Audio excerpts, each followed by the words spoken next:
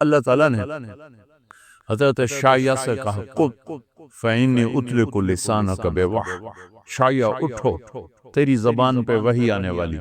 شایہ علیہ السلام اٹھے تو ان کی زبان جاری ہو گئی۔ یا سماء اسمعی ویا ارض انصتی، اے آسمان کان کھول، اے زمین توجہ کرو، ان اللہ یرید ان یقضی شأنا ویدبر امرا هو منفذہ، اللہ ایک بہت عظیم و شان فیصلے کو ظاہر کرنا چاہتا ہے، اپنے بہت بڑی قدرت کو اللہ ظاہر کرنا چاہتا ہے۔ یرید ان یبعث امیا من الامیین، اللہ چاہتا ہے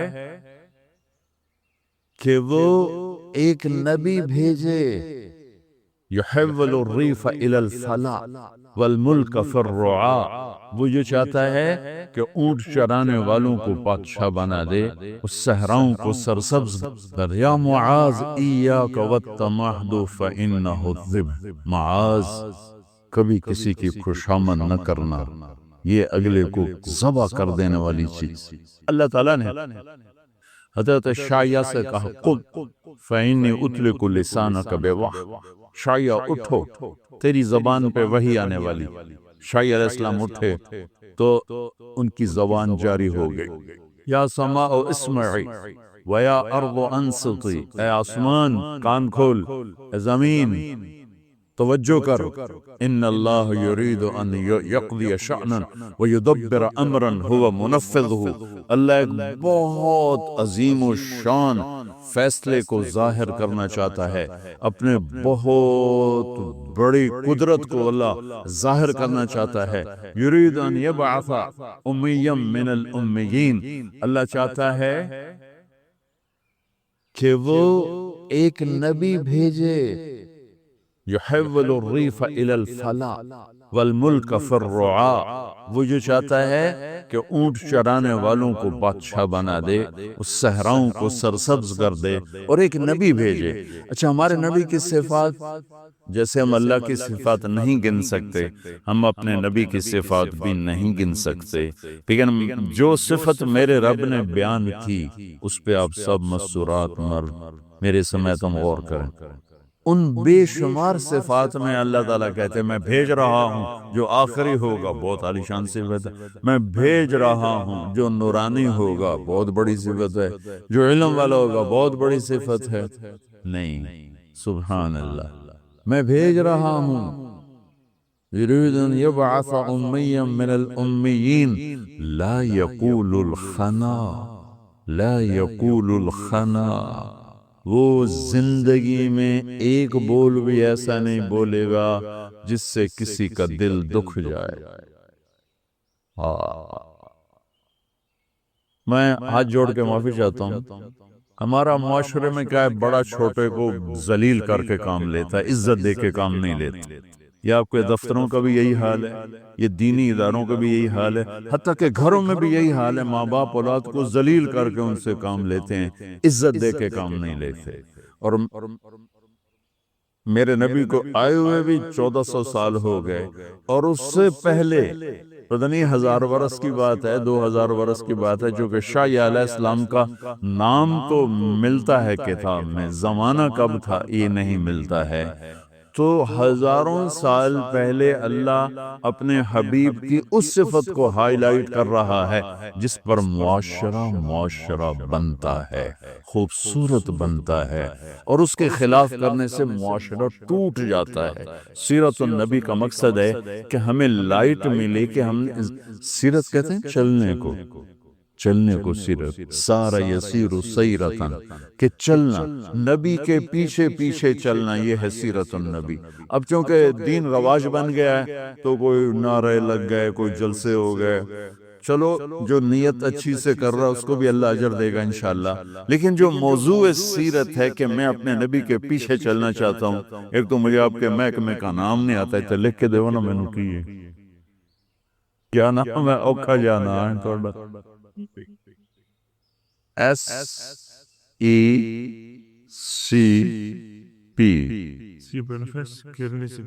اگلا منو یاد نہ کرا ہوگا، اسی طرح میں نے اتنا ہی کہا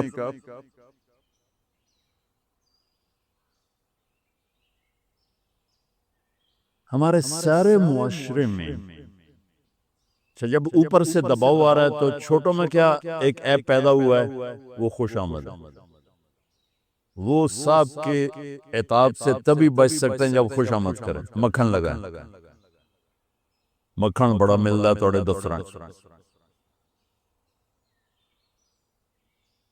اور میرے نبی نے فرمایا لا تطرونی اطرا، خوش آمد کسے کہتے ہیں؟ میرے اندر ایک کوالٹی ہے ہی نہیں اور وہ میرے ڈھول بجا دے اس کا، اور میرے نبی کی صفات اتنی ہیں کہ ساری دنیا کے علامے کہتے کہتے لکھتے لکھتے بولتے بولتے مر جائیں، ایک ذرہ ادا نہیں ہو سکتا، اور پھر فرما رہے ہیں لا تطرونی اطرا، دیکھو میری خوشامد نہ کرنا، میری خوشامد نہ کرنا، میری خوشامد نہ کرنا۔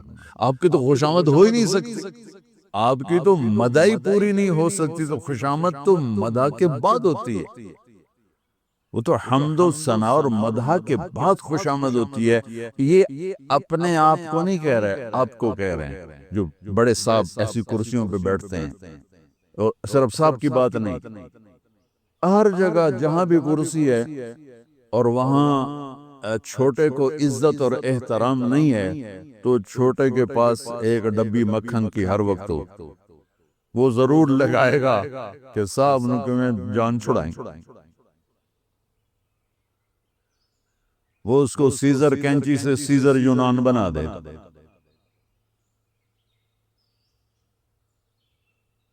سبحان اللہ، واہ۔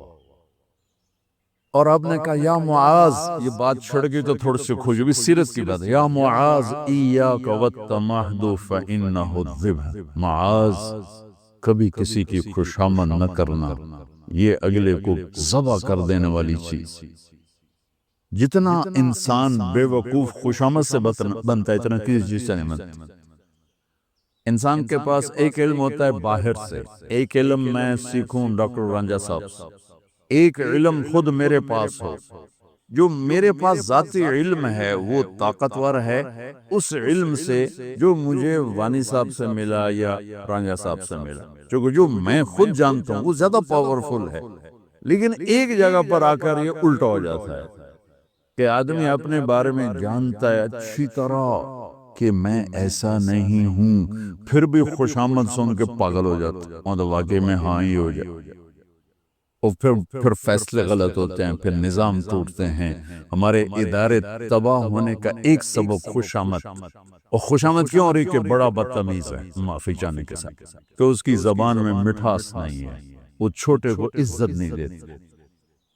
میرے نبی نے تو اولاد سب سے بڑی نوکر ہوتی ہے، یعنی باپ اگر بیٹے کو اللہ نہ کرے کسی بات پہ قتل کر دے تو شرعاً باپ پر قتل کی سزا نہیں ہے، بیٹا قتل کرے تو اس کو بغیر جنازے کے دفن کیا جائے، اس کا جنازہ بھی نہیں، اگر بیٹا باپ کو قتل کرے تو اس کا جنازہ بھی نہیں، اور اس کے اگر بچے ہیں تو کوئی وراثت میں ان کا حق کوئی نہیں ہے، اور باپ اگر بیٹے کو قتل کر دے تو اس پر پھانسی نہیں ہے، قتل نہیں ہے شرعاً۔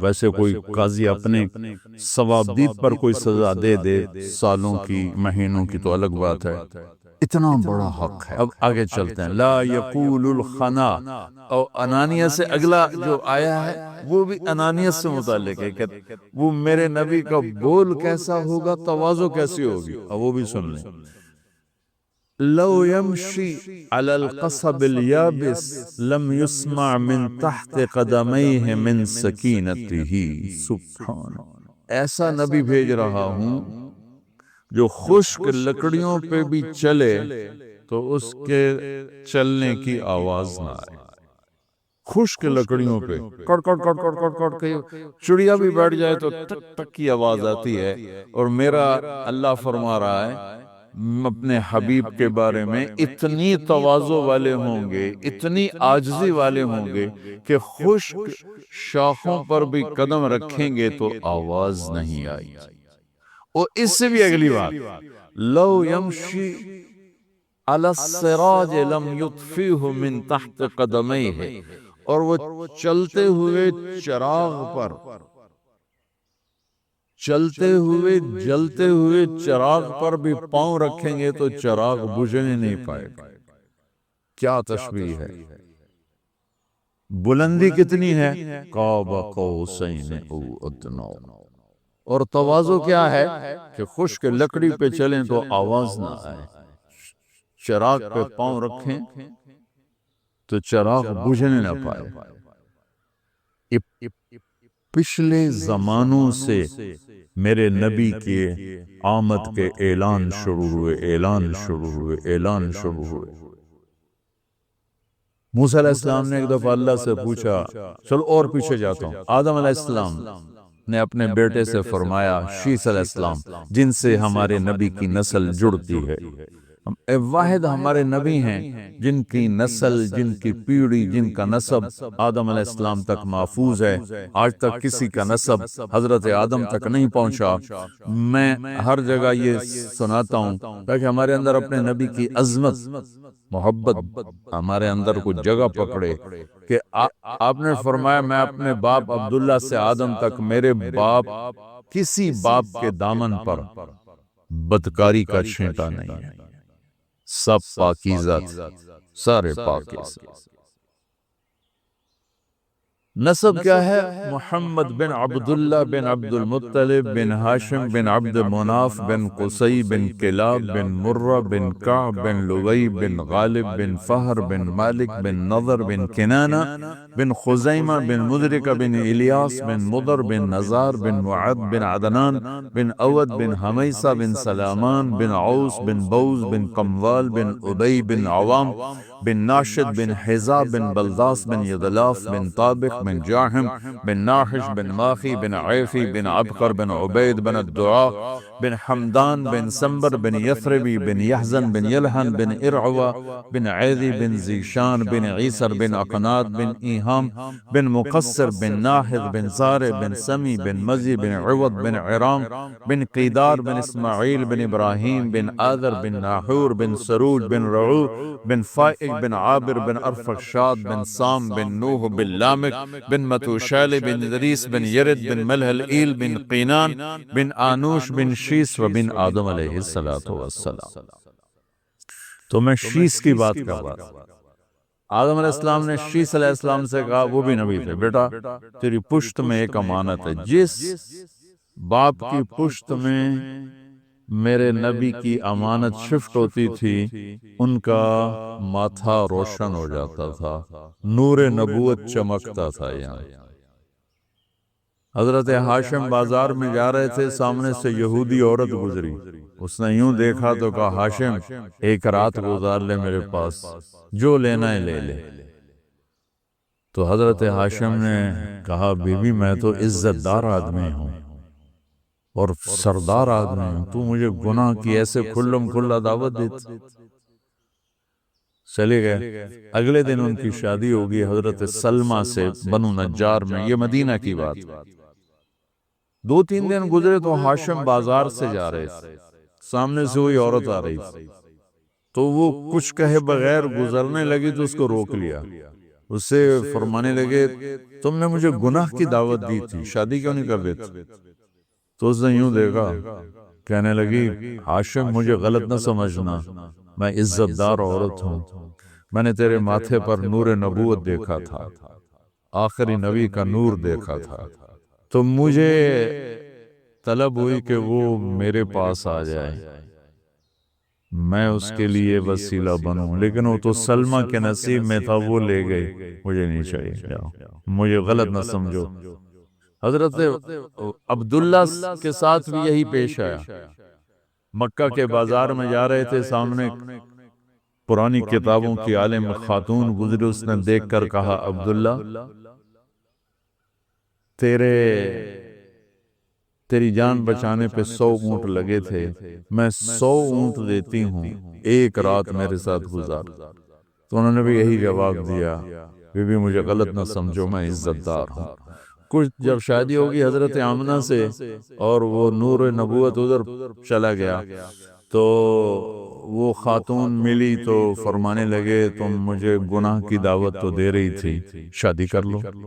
تو اس نے بھی یہی کہا کہ آپ مجھے غلط نہ سمجھیں، آپ کے ماتھے پہ آخری نبی کا نور تھا۔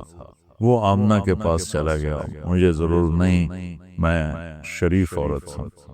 تو میرے نبی کے جتنے آبا ہیں، اجداد ہیں، وہ سب اس نور کے امین تھے، اس کو لے کے چلتے چلتے چلتے چلتے یہاں تک کہ حضرت عبداللہ پر آ کر تو آدم علیہ السلام حضرت شیس علیہ السلام سے کہہ رہے ہیں، بیٹا تیری پشت میں ایک امانت ہے، وہ تیرے باپ سے بھی زیادہ قیمتی ہے۔ تو شیس کہنے لگے کہ ابا جان کیا بیٹا بھی باپ سے قیمتی ہو سکتا ہے؟ بیٹا بھی باپ سے قیمتی ہو سکتا ہے؟ کہنے لگے بیٹا تو اس کی بات کرتا ہے، میں تجھے اس کی امت کا سناؤں، امت کا کیا کہ دیکھ تیرے باپ نے ایک خطا کی، جنت سے نکال دیا گیا، وہ ساری زندگی خطائیں کریں گے پھر بھی اللہ ان کو جنت میں ڈالے گا۔ تیرے باپ نے ایک خطا کی، بیوی سے جدا کر دیا گیا، وہ صبح سے شام تک خطائیں کریں گے، ان کو ان کی بیویوں سے جدا نہیں کیے گئے۔ تیرے باپ نے ایک خطا کی، کپڑے اتار دی، ینزعنہما لباسہما، وہ صبح سے شام تک خطائیں کریں گے، اللہ تعالیٰ ان کے لباس نہیں اتارے گا۔ تیرے باپ نے ایک خطا کی، 40 سال کے رونے کے بعد توبہ قبول ہوئی، وہ زندگی بھر کی خطائیں ایک بول پہ اللہ ان کی معاف کر دے گا، کہیں گے یا اللہ معاف کر، اللہ کہے گا جاؤ معاف کر۔ تو پہلی کتابیں کہہ رہی ہیں ایک نبی آئے گا، ان اللہ تعالی یرید ان یدبر امرا ویقضی شأنا ویرید ان یبعث امیا من الامیین لا یقول الخنا لو يمشي على القصب اليابس لم يسمى من تحت قدميه ولو يمشي على السراج لم يطفئه من تحت قدميه وأجعل السكينة لباسه والبر شعاره والحق منطقه والعفو والمعروف خلقه الصدق والوفاء تبعه الهدي إمامه الإسلام ملته أحمد اسمه أهدي به بعد الضلالة وأرفع به بعد الخمالة وأكسر به بعد القلة وأغني به بعد العيلة وأستنقذ به فئاما من الناس عظيما من الهلكة۔ ایک لمبی حدیث ہے، روایت ہے جس کے میں نے چند ٹکڑے آپ کو سنائے اور آگے تبرکاً پورا پڑھ کے سنا دیا کہ جس میں آپ کی پوری سیرت کا سکیچ اللہ تعالیٰ نے آنے سے ہزاروں سال پہلے بیان کر دیا کہ تواضع ان کا لباس ہوگا، سچائی ان کا بول ہوگا، معاف کرنا، درگزر کرنا ان کے اخلاق ہوگے، وعدہ نبھانا، سچ بولنا ان کا مزاج ہوگا، اسلام ان کا دین ہوگا، اور ہدایت کے وہ امام ہوں گے۔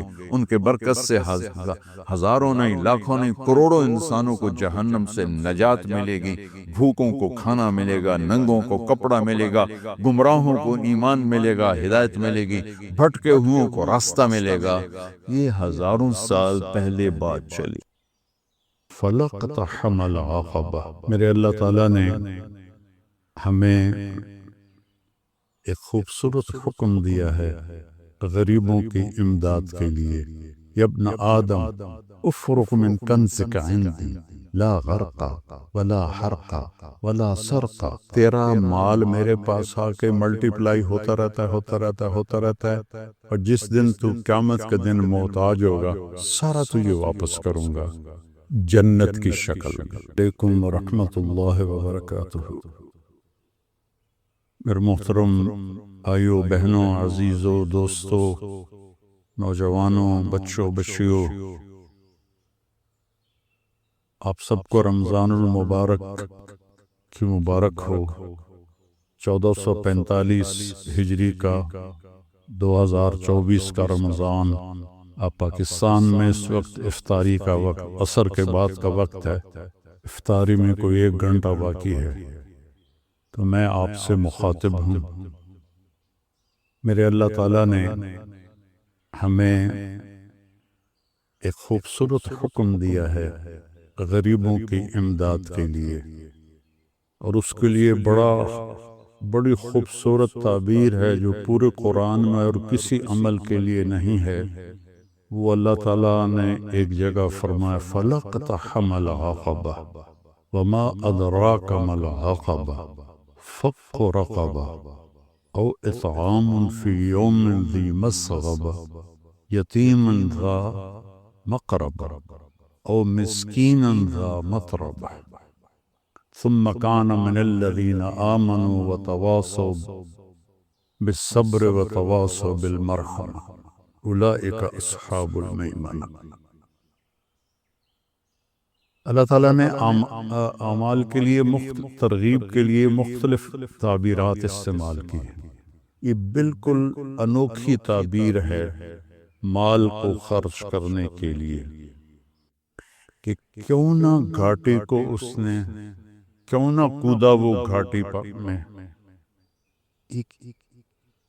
اس کی ہم آج اس کی طاقت کو سمجھ نہیں سکتے کہ آج جہاز ہیں، گاڑیاں ہیں، موٹریں ہیں، پل بن گئے ہیں، تو اس کو 1400 سال پیچھے لے جائیں کہ سفر ہے، آگے چڑھائی بھی ہے، آگے کھائی بھی ہے، اور اس کھائی کو پار بھی کرنا ہے۔ کوئی پل نہیں ہے، جہاز نہیں ہے، گھوڑا ہے۔ یہ ہوتا تھا کہ پھر نیچے اتر کر پیدل دوسری چڑھائی پہ چڑھتے تھے۔ کچھ لوگ ایسے ہوتے تھے جو گھوڑے کو اٹھاتے تھے پیچھے سے لا کر، وہ چھلانگ لگاتا تھا اور اس میں جان کا بھی خطرہ ہوتا تھا کہ گھوڑا نیچے گر سکتا ہے، اور وہ پھر الحمدللہ پار اگلے کنارے پر جا کر گھوڑا اترتا تھا۔ تو اس میں اشارہ ہے کہ تمہاری طبیعت پر یہ مشکل کام بتا رہا ہوں۔ کیا ہے کہ انسان کو پیسے سے پیار ہے، اس لیے اللہ نے پورے قرآن میں بِأَمْوَالِكُمْ وَأَنفُسِكُمْ وَجَاهِدُوا فِي سَبِيلِ اللَّهِ بِأَمْوَالِكُمْ وَأَنفُسِكُمْ وَتُجَاهِدُونَ فِي سَبِيلِ اللَّهِ بِأَمْوَالِكُمْ وَأَنفُسِكُمْ۔ اللہ نے پیسے کو پہلے ذکر کیا ہے، جان کو بعد میں ذکر کیا ہے۔ حالانکہ جان کی قیمت زیادہ ہے، پیسہ تو اس کے مقابلے میں کچھ بھی نہیں ہے، لیکن انسان ایسا حریص ہے کہ اپنی جان کو پیسے پہ لٹا دیتا ہے۔ خاص طور پر جو آج کی دوڑ لگی ہوئی ہے، لوگوں کو نہ اپنی صحت کی پرواہ ہے، نہ بچوں کی پرواہ ہے، نہ گھر کی پرواہ ہے، بس سارا دن پیسہ پیسہ پیسہ، تو پھر اسے خرچ کرنا مشکل ہوتا ہے۔ تو اس لیے اللہ نے یہ ایک خوبصورت تعبیر دی، لگاؤ چھلانگ۔ ہماری پنجابی کی ایک مثال ہے، جھگی پھوک تماشا ویکھ۔ ایک دفعہ لگاؤ تو صحیح اللہ کے نام پر، پھر دیکھو وہ کیسے دیتا ہے۔ تو پھر فرمایا کہ وَمَا أَدْرَاكَ مَا الْعَقَبَةُ، تمہیں پتہ ہے وہ کون سی گھاٹی ہے جس کو چھلانگ لگا کے پار کرنا ہے؟ وہ ہے فَقُّ رَقَبَةٍ۔ جن لوگوں کی گردنیں پھنسی ہوئی ہیں، کوئی بیماری میں ہے، کوئی قرضے میں ہے، کوئی قید میں ہے، کوئی کسی مشکل میں ہے، اس کی بچی جوان بیٹھی ہے، ہاتھ میں ایک پیسہ نہیں ہے، کوئی بیمار ہے، علاج کے لیے کچھ نہیں ہے۔ کتنے مسائل ہیں کہ گردنیں پھنسی ہوئی، کوئی قرض میں ڈوبا ہوا ہے تو اس کی گردن پھنسی ہوئی ہے، تو اس کو اللہ نے پہلے فرمایا گردنوں کو آزاد کروانا، گردنوں کی گرہ کو کھولنا، فک و رقبہ، اس کو رقبہ کہتے ہیں، فک و رقبہ، گردنوں کو فک کہتے ہیں کھولنے کو۔ تو اگر آپ اپنے چاروں طرف نظر دوڑائیں تو کروڑوں نے اربوں انسان ہیں جن کی گردنوں میں پٹا پڑا ہوا ہے مختلف مصائب کا، مسائل کا، چونکہ سود کی وجہ سے پیسہ سمٹ کے چند ہاتھوں میں آ گیا ہے، اور عموماً لوگ روٹی سے بھی محروم ہیں۔ ان کا فک و رقبہ، گردنیں چھڑانا،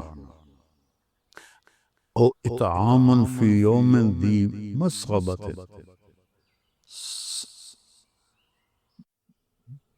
کھانا کھلانا بھوکے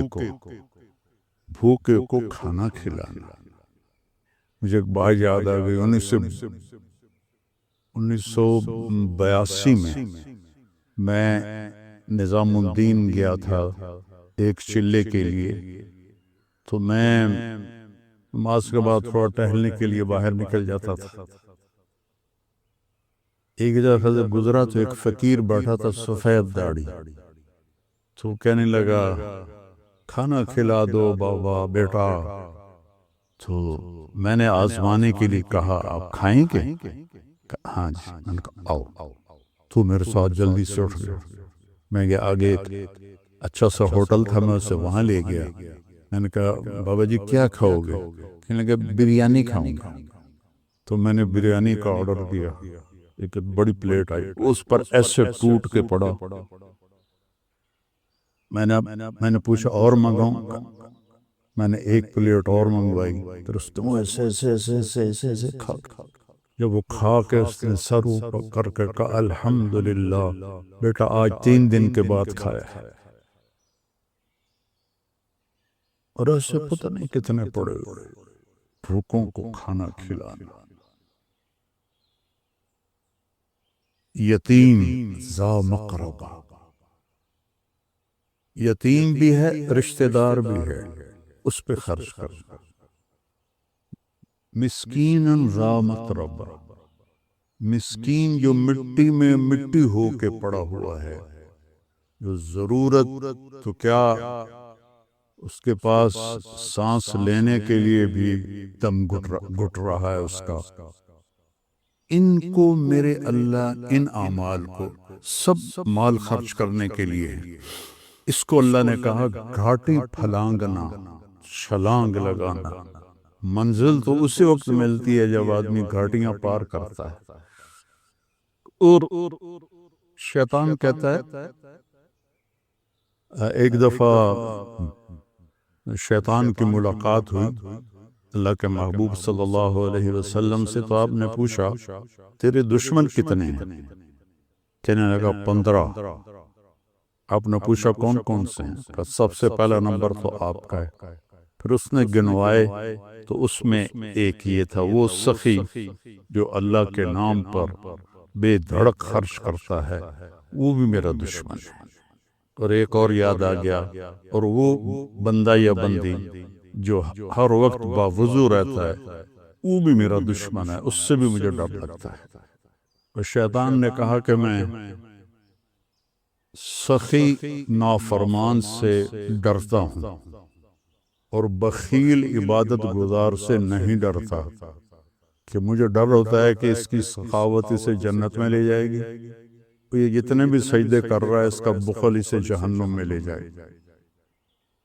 تو اللہ کے نام پہ خرچ کرنا، وما تقدموا لانفسکم من خیر تجدوہ عند اللہ وخیرا واعظم اجرا۔ جو میرے نام پہ خرچ کرو گے کل قیامت کے دن مجھ سے لے لینا۔ ایک حدیث بھی یاد آ گئی بڑے مدت کے بعد، یا ابن آدم افرق من کنزک عندی لا غرق ولا حرق ولا سرق اوفیکہ یوم تکون احوج الیہ۔ میرے بندے اپنا مال میرے خزانے، میرے بینک میں جمع کرا دے۔ آج کی زبان میں ترجمہ کروں، اپنا مال میرے بینک میں جمع کرا دے۔ نہ یہ کرپٹ ہوتا ہے، نہ یہ ڈوبتا ہے، نہ یہ جلتا ہے، نہ اسے آگ لگتی ہے، نہ یہ پانی میں ڈوبتا ہے، اور نہ یہ ناکام ہوتا ہے، بلکہ تیرا مال میرے پاس آ کے ملٹی پلائی ہوتا رہتا ہے، اور جس دن تو قیامت کے دن محتاج ہوگا سارا تجھے واپس کروں گا جنت کی شکل میں۔ تو رمضان کے مہینے میں زکوٰۃ دی جاتی ہے. وہ میری سارے بہن بھائیوں سے جہاں جہاں میری آواز جا رہی ہے گزارش ہے کہ زکوٰۃ بھی دیں، زکوٰۃ کے اوپر بھی دیں. اللہ کے فضل و کرم سے میں پچھلے 40 سال سے لوگوں میں اپنی ہمت کے مطابق مال تقسیم کرتا رہا. پھر اللہ تعالیٰ نے بچے جوان ہوئے، ساتھی مل گئے، تو ہم نے فاؤنڈیشن کی بنیاد رکھی 3 سال پہلے. تو اب اللہ کے فضل و کرم سے اس کی شاخیں دنیا میں پھیل رہی ہیں اور ملک میں بھی خدمات ہو رہی ہیں. ابھی بھی ہماری فاؤنڈیشن نے 2000 گھروں میں راشن تقسیم کیا. ہماری فاؤنڈیشن تلمبا میں ہے، لیکن ہماری ٹیم کہاں گئی؟ جنوبی پنجاب، سندھ، بلوچستان، جو جھونپڑیوں میں رہ رہے ہیں لوگ اور ایک ایک دانے کو ترستے ہیں، ان تک جا کر پہنچایا راشن. اگر آپ کا تعاون اور ہوتا تو ہم 2 لاکھ گھروں تک پہنچ جاتے، کیونکہ ہم تو اتنا ہی خرچ کرتے ہیں جتنا بھائی دوست بہنیں ہماری مدد کرتے ہیں. اور میرے نبی نے سب سے پہلے یہ میرے نبی نے کیا ہے کہ آپ نے اصحاب صفہ کی کفالت فرمائی، اور روزانہ رات کو آپ مدینے والوں کو جمع کرتے اور کہتے بھائی یہ غریب لوگ ہیں، کون کھانا کھلانے لے جائے گا؟ کوئی 1 لے جاتا، کوئی 10 لے جاتا، کوئی 2 لے جاتا. حضرت سعد ابن عبادہ بڑے مالدار تھے، وہ کبھی کبھی سب کو لے جاتے تھے. یا اللہ سارے، یا رسول اللہ سارے ہی میرے پاس بھیج دیں. تو یہ روزانہ کی آپ کی رفاہی محنت تھی غریب لوگوں کے لیے. اور یمن کے لوگ آئے تو ان کے چہرے کی کھال پھٹی ہوئی خشکی کی وجہ سے، تو آپ لرز گئے اور آپ نے فوراً جمع کیا مدینے والوں کو اور ان کے لیے چندہ مانگا. تو یہ میں اپنے لیے تو میں نے میرے مدرسے پچھلے کتنے سالوں سے اللہ مجھ سے کام لے رہا ہے، میں نے کبھی اس طرح بیٹھ کے مدرسوں کے لیے چندہ نہیں مانگا. لیکن جب سے یہ غریبوں کی دعائیں سنی اور ان کی ضرورتوں کو پورا ہوتے دیکھا. کل ہی ایک عورت میرے پاس آئی کہ جی یہاں گلیوں میں مانگتی پھرتی ہے، کہنے لگی جی میں کرائے پہ رہتی ہوں، 5000 کرایہ مہینے کا. وہ کیا ہوگا جس کا کرایہ 5000 ہے؟ تو 3 مہینے سے کرایہ نہیں دیا اور اب مالک مکان نے کہا کہ گھر خالی کر دے. میں بیوہ ہوں، میرے پاس کچھ بھی نہیں، تو میرا 3 مہینے کا کرایہ دے دو. تو میرے آنسو نکل آئے. میں نے 15000 اس کو پکڑایا تو میرے پاؤں میں گر گئے. حالانکہ 15000 کیا چیز ہے، میرے پاؤں میں گر گئے. ایسے کروڑوں لوگ ہیں اور اللہ ہمیں توفیق دے رہا ہے. ہم غزہ بھی پہنچا رہے ہیں، اللہ کے فضل و کرم سے ہمارا لنک بن گیا ہے، وہاں بھی ہماری امداد جا رہی ہے. اور ساتھی ہمیں وہ غزہ کے نام پر بھی تعاون کر رہے ہیں. اور یہاں جو ہماری فاؤنڈیشن ہے اس کے لیے بھی تعاون کی میں درخواست کروں گا. کینیڈا میں بھی ہمارا دفتر ہے، کینیڈا والے وہاں جمع کرا دیں. پاکستان والے ہمارے تلمبے میں دفتر ہے، وہاں جمع کرائیں اور کھل کے جمع کرائیں. یہ سارا آپ کا مال ہے جو آخرت میں آپ کے لیے جمع ہو رہا ہے. ایک لیب بنائی ہے جو لاہور کی سٹینڈرڈ کی ہے، اور اس میں ہم نے تو مفت رکھا تھا، لیکن لوگ آ کے پیسے دیتے ہیں. چونکہ جو دوسری لیبارٹری میں جو ٹیسٹ 2000 میں ہوتا ہے وہ ہماری لیبارٹری میں 500 روپے میں ہو رہا ہے، اور اس کا رزلٹ لاہور کی کسی بھی بڑی لیبارٹری سے ملا کے دیکھ لیا جائے بالکل اس کے مقابلے میں ہے. تو یہ آپ لوگوں کے تعاون سے ہی ہے. میرے نبی نے غریبوں کے لیے چندہ مانگا، تو میں بھی آپ سے اپیل کرتا ہوں کہ آپ ہماری فاؤنڈیشن کی مدد فرمائیں. زکوٰۃ بھی ہو، زکوٰۃ کے اوپر بھی ہو، صدقات بھی ہوں، نفلی بھی ہوں، فرض بھی ہوں، تو یہ سب آپ کے کھاتے میں جمع ہو جائے گا. اور میرے نبی کا فرمان ہے کہ سخی اللہ کے قریب ہے، لوگوں کے قریب ہے، جنت کے قریب ہے، دوزخ سے دور ہے، اور بخیل آدمی اللہ سے دور ہے، جنت سے دور ہے، لوگوں سے دور ہے، جہنم کے قریب ہے۔ تو آؤ بھائی بہنوں، جنت کا سودا کریں اور اپنے اللہ کو راضی کریں، اللہ کے نام پہ خرچ کر کے۔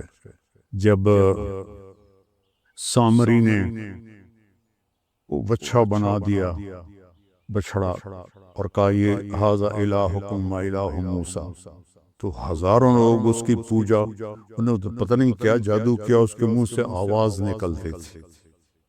تو موسیٰ علیہ السلام کوہ طور سے واپس آئے تو دیکھا وہ بچڑے کی پوجا کر رہے ہیں۔ تو اللہ تعالیٰ سے پوچھا یا اللہ کیا حکم ہے؟ کہا ان کی توبہ یہ ہے انہیں قتل کرو۔ تو ان سب کو قتل کیا گیا، اور موسیٰ علیہ السلام رنجیدہ سے ہوئے تو اللہ نے ایک دم جنت دکھا دی کہ دیکھ تیرے بندے یہ جنت میں بیٹھے ہوئے ہیں جو قتل ہوئے ہیں۔ سامری کو پکڑا، جب اس کو قتل کرنے لگے تو اللہ جبریل آ گیا کہ اللہ کہہ رہا ہے اسے قتل نہ کرو، اسے چھوڑ دو، یہ ویسے ہی مر جائے گا۔ موسیٰ علیہ السلام حیران ہو گئے، یا اللہ سارا کام تو اس نے خراب کیا، وہ ساری بے ایمانی تو اس کی تھی، سارے نے سجدے تے پا چھڑیا، تو انہوں فرما رہے ہو بھی چھڑ دے ماں کی وجہ ہے؟ اللہ تعالیٰ فرمائے کم وقت سخی ہے بڑا، تو سخی نو قتل کرنا میں نو چنگا نہیں لگتا، اے آپے نو میں مار دے مانگا۔ تو بخار سے مر گیا تھا۔ تو میری اپیل ہے آپ سب سے کہ آپ کھل کے تعاون فرمائیں۔ السلام علیکم ورحمۃ اللہ۔